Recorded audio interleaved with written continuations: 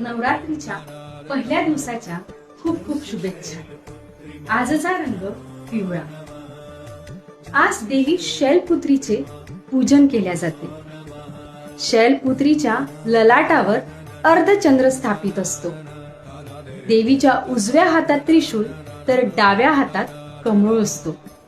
देवीचे वाहन हे नंदी आहे, म्हणूनच त्यांना वृषभारूढा असेही संबोधले जाते। देवी सतीने हिमालय कन्येच्या रूपात जन्म घेतला होता, म्हणूनच त्यांना शैलपुत्री हे नाव पडले।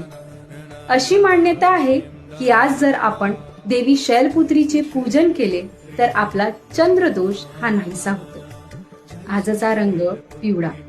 आज पिवळ्या रंगाचे वस्त्र परिधान केल्याने व्यक्तीचे मन हे आनंदी आणि उत्साही राहते।